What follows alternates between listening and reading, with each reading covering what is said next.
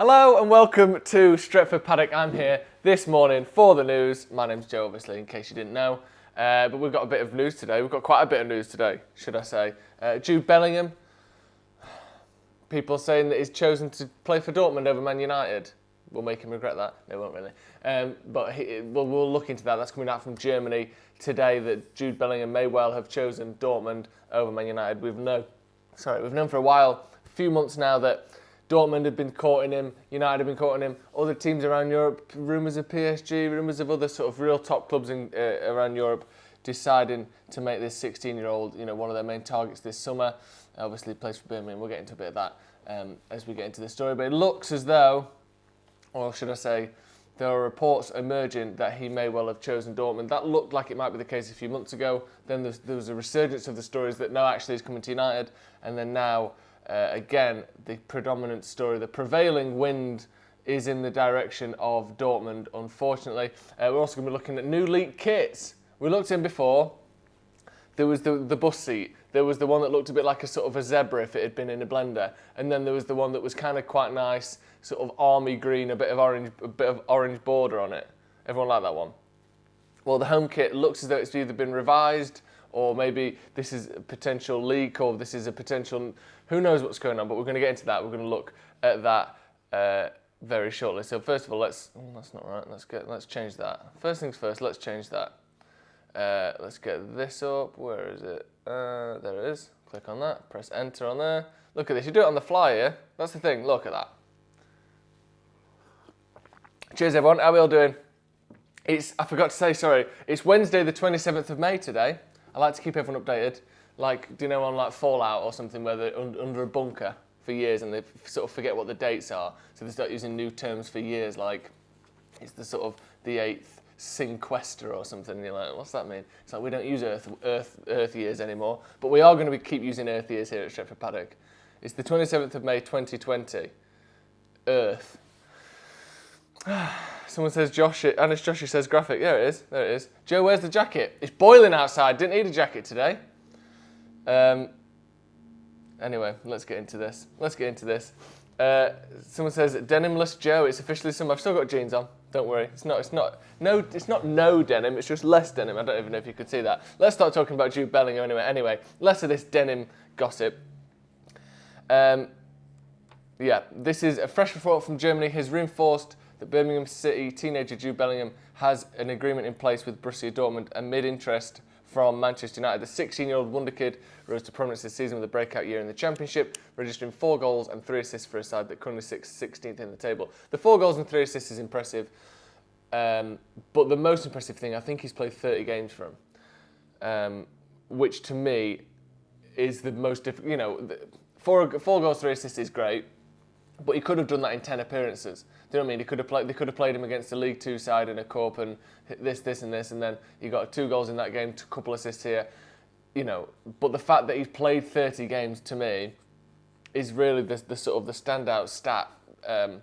Just because he's 16, and it's very rare that you see 16-year-olds play that many games at any level, let alone in the Championship, which is a very physical league, very fast league. And to me, I think he's probably the sort of 5th or 6th best league in Europe.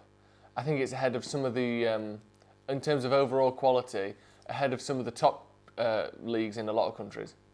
I think it's a very good league, very difficult to get out, very competitive, very physical, especially for the sort of how difficult it is for a young player to come through. Not that it doesn't happen in the Championship, but I just think that you really have to be an excellent talent to be playing there. It's not like some of the second leagues and some of the other top countries in Europe. I think it's, you see the teams that come up and down in the Championship quite regularly. The teams likes of Norwich and QPR, maybe not so much QPR these days, but Cardiff and Norwich and all these sorts of sides that are regularly bouncing between divisions. They've got Premier League proven. There's plenty of Premier League proven players plying their trade in the Championship. And I do think it's a great stat that he played so many games for him just at 16 years old. The teenager's impressive campaign led to Europe's elite taking notice, with Dortmund and United emerging as the 2 favourites for Bellingham's signature. But now German news outlet Sportbild, we've talked about Sportbild before. There's also an outlet called Bild in Germany, sans sport that is slightly more reliable, whereas Sport Build are, slightly more gossipy, sometimes a little bit more, tabloidy perhaps, but that doesn't mean that they get everything wrong. But just bear that in mind when we're reading the article, that's all. As we know, like someone like the Mirror or the Sun or whoever it is, the Sun's a different kettle of fish these days, but you know what I mean. These sorts of publications, whilst they report on pretty much everything, they still have their own sources. They're still, they're not completely, dragged through the mud. They're not completely terrible in terms of reliability. They just tend to report on things that they maybe a bit less sure are true. Bellingham's agreement with Dortmund has been reported over the last few weeks and established for some time, though the kicker has been Get Football News Germany reporting that Dortmund and Birmingham also have an agreement in place for a transfer. Sport Witness have combed through the story at source, state their translation that the report does not mention anything about an agreement with Birmingham City specifically or the potential size of a transfer fee or compensation required. So it seems the gun has been jumped. Interesting there from Sport Witness, who tend to be quite good because what they do is they sort of collate other people's articles and try to find a source and try to dig into the news and stuff, and they can be quite good to sort of help you see what's true and what isn't. But as we learned a few weeks ago, the potential compensation required isn't decided by the clubs. It's decided by there's a sort of a court and a panel that decide the compensation. As far as I'm aware, or my interpretation of what I saw a few weeks ago and what I relayed to you, is that the two clubs' valuations of a player are part of this formula. It's actually not a formula. That's the whole point. In Britain, it's not a precise formula. It's a sort of salt to taste kind of ingredients list when it comes to a formula. But there are certain criteria that get put into this. That are weighed up when it comes to deciding the amount of compensation paid for a player. So and the two clubs' valuations of that player are only a small fraction of that.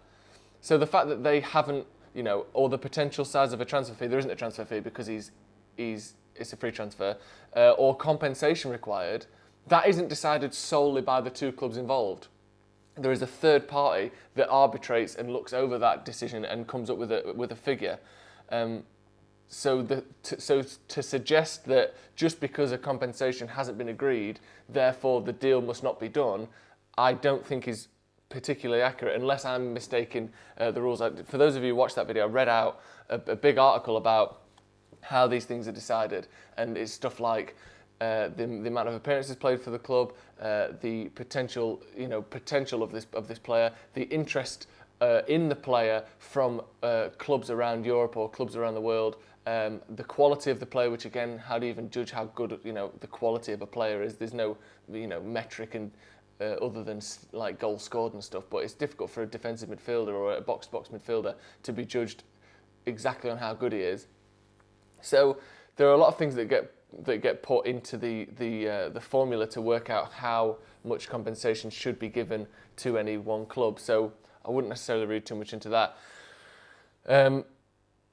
They're saying that the deal isn't final. Earlier this month, 90 Minute exclusively revealed that United were increasingly confident of adding Bellingham to their ranks. So, but again, 90 Minute are not necessarily the most reliable. But it's interesting. So what is being said is that there does seem to be a confidence coming from Dortmund that Bellingham will sign. There were reports, as we talked about a couple of months ago now, that it looked like Bellingham would be going to Dortmund, and then people sort of stepped back on that and walked that back a little bit, and then reintroduced United into the mix. And I don't know whether that was to get more people watching, to get more people reading, to get more people, but there seemed to be he's probably going to go to Dortmund. Actually, maybe not. And then now it's, he's probably going to go to Dortmund again. So we'll have to see. We'll have to see. So if Bellingham goes to Dortmund, do we get Sancho? I don't think it works like that. I don't think it works like that. Is Sport Witness reliable? They don't tend to do... From what I understand of Sport Witness, what they do is they try to understand the reliability of other stories, and they try to give you a kind of an honest opinion on whether things will happen, which is they're reliable in that sense. But in terms of their own sources and stuff, I'm not sure how connected and how sort of clued in they are on that regard. But when they look through a story and they comb through the truths and untruths of a story, similar to what I try and do here on the news, or what we try and do here on the news at Stretford Paddock, they tend to be somewhat reliable in that regard, yes. Oh, very interesting. So what do we think then? Is it going to be a big miss missing out on Bellingham, do we think? Or do we think it's one of those where he's only 16, even in 4 years, he can have 4 years somewhere like Dortmund, and then we can sign him for, quite frankly, a probably ludicrous fee in like 2024 when he's worth 70, 80, 90, 100 million. Got Bellingham on Football Manager for United and he's absolutely mint. Max K there. Send that, tweet that to Man United, and then put underneath, we have to sign him. I think that'll do it. We'll be linked with Rafael Guerrero soon. I think he's the winger for Dortmund, isn't he? Right, let's move on. Oh yes, Nicholas Boyle. Has there been any update on the merch boxes? Does anyone know? The update is everything's been slowed down because of coronavirus, of course. We are working with other companies to get the loot boxes put together. For anyone who's in the Legends tier of the memberships, the last month's crates will be going out, hopefully. Again, we're sort of getting to the point now where things are going to be starting to get sent in the next couple of days. I don't know how much I can talk about really, but I'll just tell you because, you know, let's try and be open and honest here. Everything's been slowed down because of the virus, and every company we try and deal with have got less staff working than usual, so things take longer. So the plan is we're going to be getting the first boxes out in the next few days, and then May's boxes out maybe only a week or so after that. And that's the current plan. Obviously, things can change, but you should be getting probably 2 boxes in the next 2 or 3 weeks, and then you'll be getting June's at the end of June. So we appreciate your patience on that. Obviously, it's the first month or the first couple of months of doing this. So getting the relationships with the companies who sort these things out for us and all that sort of stuff, especially during lockdown and, you know, everything that's going on at the moment, has been a bit slower than we would have liked. But we're working really hard on it. Stephen's chasing it up today. We're all chasing up bits and pieces of that, so that's going to be coming very soon. So anyone who's waiting for a loot box, they're coming, and we're working on it, and they're coming very soon as well. So thank you for bringing that up, and we appreciate your patience. Next story then. Come on. No more bus seat, and I'm furious at this one. I don't know about you lot. United's another new United kit has been leaked today, and what I'm going to do is I'm going to get a bigger picture of it, because that one there, because if you haven't seen it, that picture is actually quite small, isn't it? So let me get another picture of it, because I'm kind of upset, quite frankly. I think I was one of the 2 people on Earth who actually liked the bus seat design. Let me save that. Get that put in the video.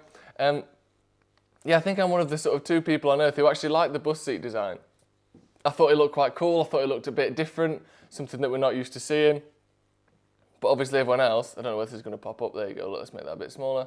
Look at this. Let's just do it on the fly because we need to see the picture. Right, there you go. There's the new one. There's the new kit that we're being linked with. As you can see, it's more of a kind of a sideways kind of stripe thing, whereas before it looked like the little Minecraft. Do you remember the Minecraft torches, the Minecraft pitchfork flame things? Whereas now it's a bit more subtle, a bit more kind of this like sideways zebra looking thing going onto it. It's all right. It's still got the black and it's got the little flecks of yellow in there as well. You can't see that on that picture, but there are still the flecks of yellow in there that were on the original leaked kit. I wonder if they've changed it because of the reaction to the first kit, because it was, well, not unanimously, but quite convincingly negative. Let me know if people are saying they love the bus seat. I was pro bus seat. I like the bus seat. I always would like to wear a bus seat, says Ross. Yeah, exactly. Joe, you're the only one who liked the old design, mate. Well, read the comments, Max, because that ain't true, is it? I don't like how the Adidas cut the stripes off the shoulders. It looks weird. Yeah, you'd think they'd put the straps all the way down, wouldn't you? But I think the new kit is a bit more safe. I think it'll probably sell more. Although I think the old one would have sold more long term because I think it was weird. And if you win trophies in a weird kit, that is going to be a cult classic, that kit. Because really, when you see the players wearing it, you know, you see what is, again, and not, you know, take this how you will, but when you see sort of attractive not attractive, but you know what I mean, men who are in good shape running around in a kit, anything looks good. Paul Pogba can make any clothes look good. So you put Paul Pogba in that kit that looks like Minecraft torches or a bus seat, he's going to make it look good, isn't he? So then all of a sudden you get used to it, you've seen it, oh yeah, we're used to it now. It was a bit weird to start with, but we're used to it. And then if we won, you know, it's not, let's say a Premier League title in that kit next season, all of a sudden it doesn't matter what it looks like, and actually the uglier it is, the better. Because it's a kit that reminds you of a certain time, and there was this controversy around it. All of the classic kits in history, or most of the classic kits in history that now we look back on, you know, how, oh, look at that, such a good-looking kit. The Holland one from the Euros, the Germany one from the World Cup, or maybe they're the same Euros, but you know the ones I mean, the orange Holland one with all the patterns on it, the United 91, 92 with the blue and the white on it, the Germany one from the 90s. All of those kits, at the time, people were like, what the hell is this? The Dutch players hated the Holland kit. Ruud Gullit hated that kit because it looked weird. And now it's one of the most sought-after kits of all time. So I think it's those ugly, weird kits, at the time people think they're horrible. But if you win something in them, all of a sudden they go through the roof in terms of like cult status, in terms of popularity, that kind of thing. Stretford Paddock Fan TV, which is insane that even exists, with a $1.99 super chat saying, I love you, Joe. Thank you very much, I love you too. I don't know who you are, but, you know, I love you. People says, yeah, Chris says, people love the 90s keeper kits and it's the same principle. I agree completely. At the time, everyone was like, what is going on here? Everyone, or not everyone, I'm sure there were some people that liked them, but the general consensus at the time with a lot of these kits were, kits are getting stupid, why can't it be like it was in the 80s? These are all gross. We've only just been allowed to have names on the backs of people's shirt, and now you're doing this. It looks like a tie-dyed, you know, car crash.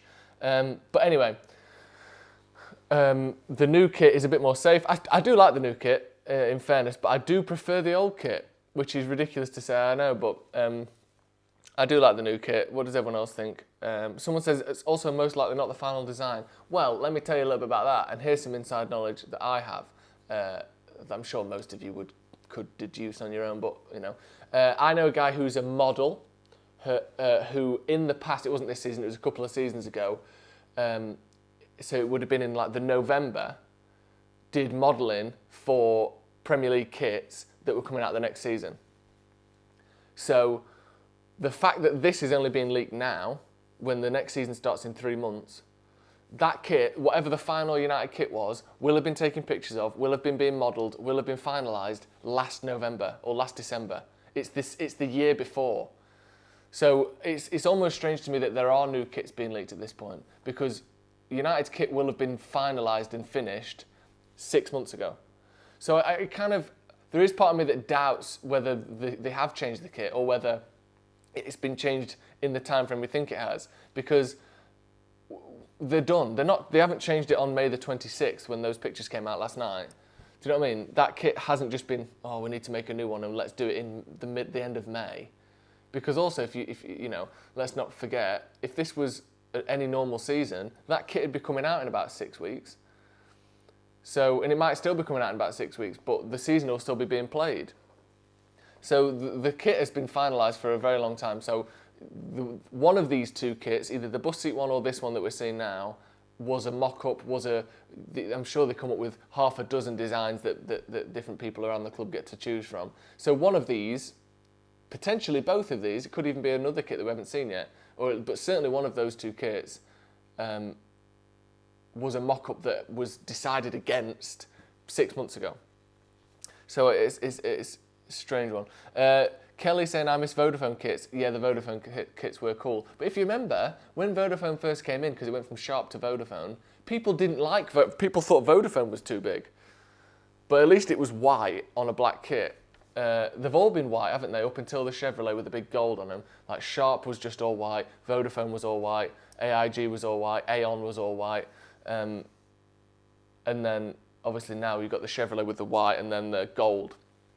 But yeah, these kits will have been decided on months and months ago, so it'll be interesting to see. The leaked bus seat could have been a concept from any stage of the design from any time. It's just a render, there will be so many. Exactly. Much like this one could be.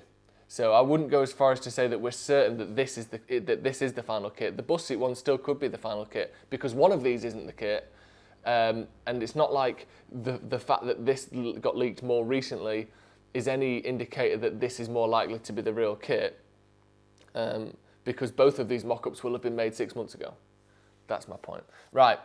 Also, quick bit of news before we do go, and this is one of those ones where could have made it a story unto itself, but it's a bit of a, it's translations and stuff where you're not quite sure what's going on. But this is talking about Odion Ighalo, and a report coming from China that's been filtered through different media sources, that there is a potential that any non-foreign nationals, including footballers, that are out of the country won't be able to return to China until October. I believe it's October. So there's a chance that Odion Ighalo won't be able to go back to China in the next week or so, like we're being told, that he won't be allowed to enter the country due to coronavirus. So that's something that obviously we're aware of, we're going to keep an eye on, and if it becomes a bigger story, if we get any concrete information on that, because it's one of those potential things at the moment.